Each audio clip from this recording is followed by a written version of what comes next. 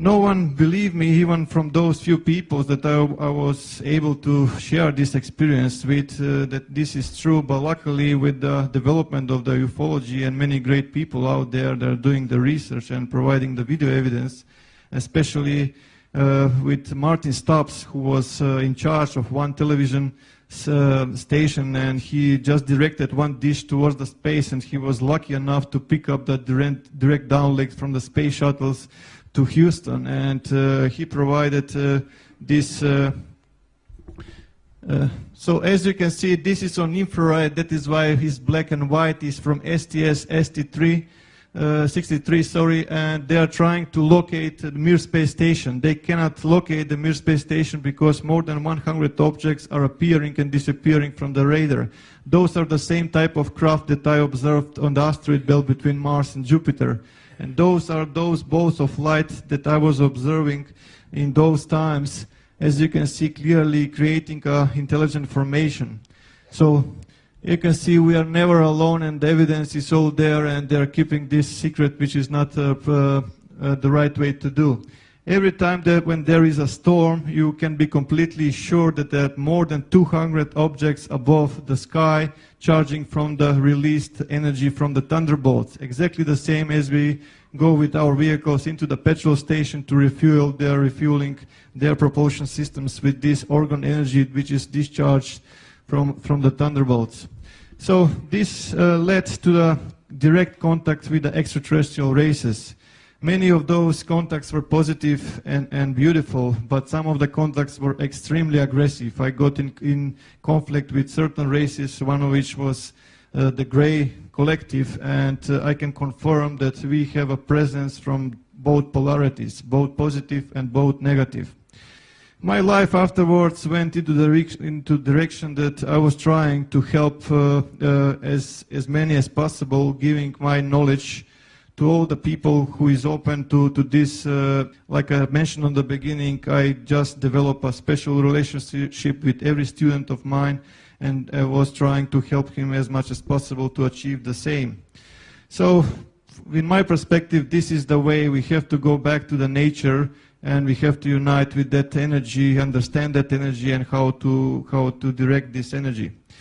When I was working on the decoding of the crop circles, that's where the contacts with the crop circle makers intensified to a high degree, especially when I was describing what kind of technological achievements can be achieved through the information delivered by the crop circles. So as you can see here, those balls of light are everywhere, and from the Sri Yantra there is a huge ball of light everywhere. Every time when I was actually working on this, for example, this is one group that I worked in Melbourne. As you can see, those orbs are everywhere. Please pay attention to this region here. You will see one of those balls of light penetrating. It's completely intelligent, as you can see, and they're following me all the time, and the progression that is made. Which takes us to a logical question: who makes the genuine crop circles and why? To the best of my knowledge, at least few extraterrestrial races are making these genuine crop circles, and they have different approach, but mainly the approach is that to inform us, because our governments are deceiving us. They are not providing us the real situation of the planet, the real situation in the Milky Way galaxy, and especially the real situation, what we really are and what our potentials are. So, to the best of my knowledge, as you can see, more than 20,000 crop circles are delivered, and usually the question that comes to me is where they're coming from. They're coming from many dimensions, and they live on many places, even in physical dimension, even in other dimension, but as you can see, they're using this like a portals. As you can see how they're actually penetrating our dimension, influencing with the microwave energy or electromagnetic energy, if you will. Once again.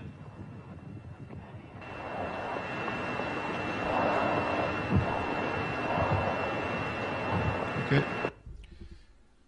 So, like I mentioned, to the best of my knowledge, more than 20,000 diagrams are delivered in the past few decades worldwide. The military is highly interested into these messages that are arriving, and every time there is a bolt of light or craft above the fields, the military is picking up on the radar. Immediately there is an order for the fighter jets or the helicopters to intercept those bolts of light and to avoid eventual delivery of information, which is very vital for humanity. Usually people come to me and they say, look, are you aware that the government has lasers and HARP and everything, all technology that can create a crop circle just in a second directly from the satellite? And I will just say this, if that's the case, if those bolts of light are governmental properties, then how come they're spending money for the fuel, just putting and giving order for those helicopters to chase their own property? It does not make sense. It became obvious, at least to me, analyzing few hundreds of diagrams, that there was an open communications from the genuine crop circles and then from the man-made ones, because it's obvious that the shadow government wanted to establish this kind of communication, exchanging of information regarding technology and many other stuff. But the NTIs didn't want to play their game because they understand that they are very deceivers, how should I say, and that is why they started to put those obelisks. Those obelisks, there are receivers. As soon as certain frequency appears around the fields, which actually, as I mentioned a while ago, these objects are penetrating our dimension, this frequency appears, and that's where they actually are getting there. With the help of the Discovery Channel, National Geographic, and other media, crop circle phenomena was completely buried. Just everyone is ridiculing this phenomena, everything is man-made, it's all done, there's nothing to see, and so on and so forth. So how come the military is so interested into this phenomena if that's the case? So as you can see from the left, this is what the best humans can do, what complexity is concerned, and the real stuff is usually followed by those bolts of light that we are talking about. With the human ones, you can see the footsteps everywhere, the crop is completely destroyed, and they remove all the information from this. This, by the way, was achieved by the team Satan in New Zealand, just for example, that people can make these crop circles. Yes, they can make these crop circles, but you can see also the mess that they can make. Back in 2000, Dr. Eltio Hasenhoff actually stepped forward, which is very rare for the mainstream scientists, and he actually examined many crop designs, and he noticed that there is a thermal expansion and node lengthening with many of those. He was searching for some matching of the distribution model of node lengthening, and he found one, and this mathematical model was actually electromagnetic radiation distribution of a point source.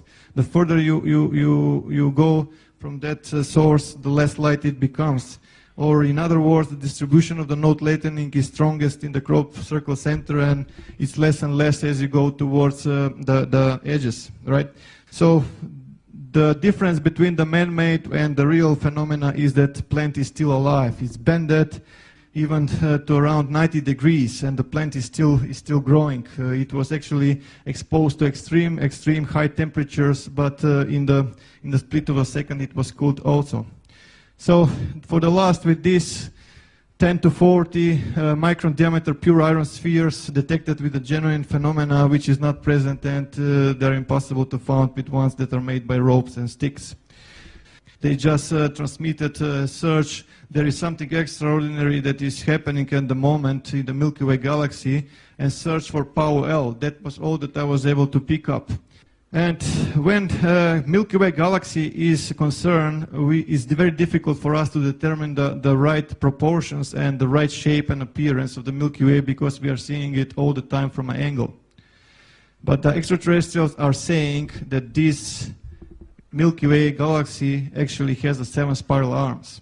So before any one of you recognize the all-seeing eye inside this and you say, like, here is another Illuminati agent in disguise, I can assure you that that's not the case. Let me just explain about this.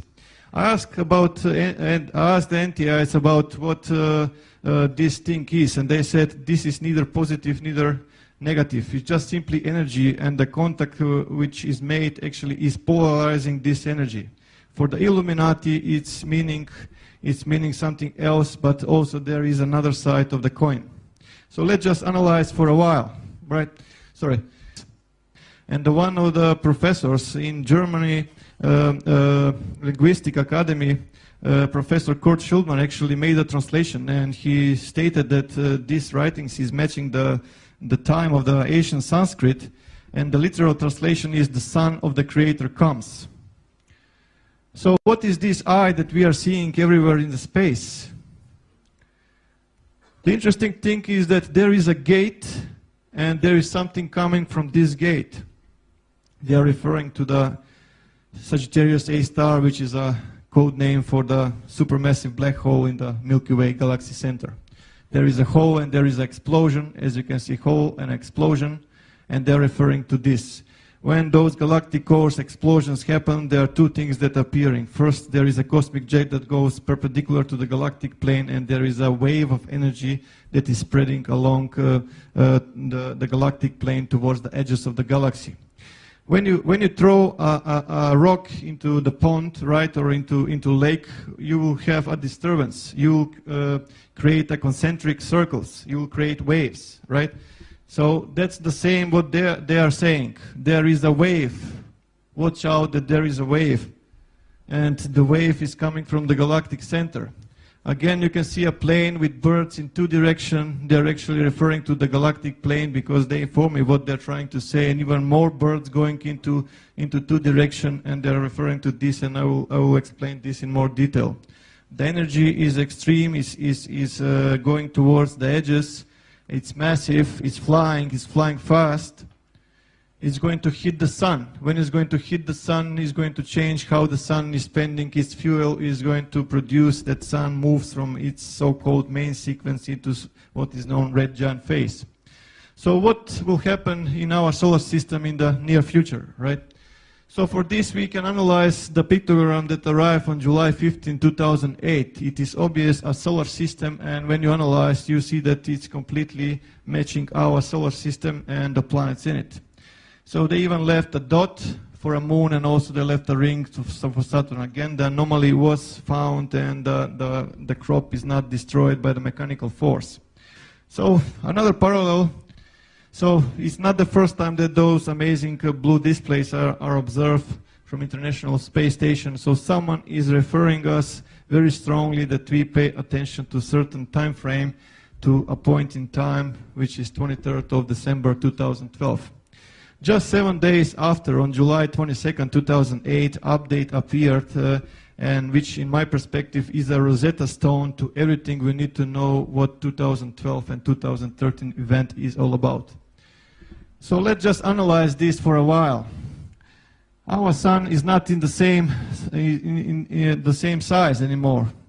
It became bigger. Mercury was fallen, and Venus was fallen, which leaves us Earth and Mars dangerously close. There is some kind of object appearing very close to our solar system, which exactly, if you apply astrophysics and you find astronomical charts, you will find that it is coming from the Virgo constellation. And when I checked the astronomical charts for a new moon in 2012, December, I found that actually it's appearing on December 13, 2012, which is when we will start to observe from the sky something that is approaching from the Milky Way galaxy.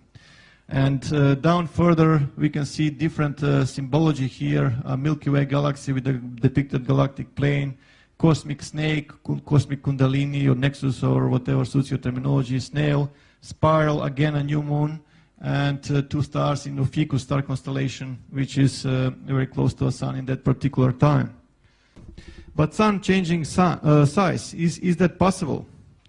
Definitely it is. This is just a small example of the life of a star.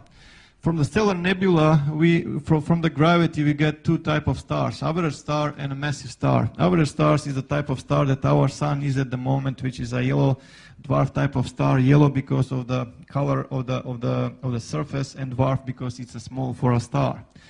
When the fuel is exhausted, it moves into the next stage of its life. How should I put it? It becomes a red giant, where the outer layer gets more cooler, it loses brightness, it gets more reddish, but the core of the star collapses. And eventually the outer layer is released and becomes a planetary nebula, and the only thing that is left from the star is the so-called white dwarf, or the core of the star. And the other ones, which are massive stars, they go into the red supergiants, but they go into supernova, and from supernova they can end up like a neutron stars, or mini black holes.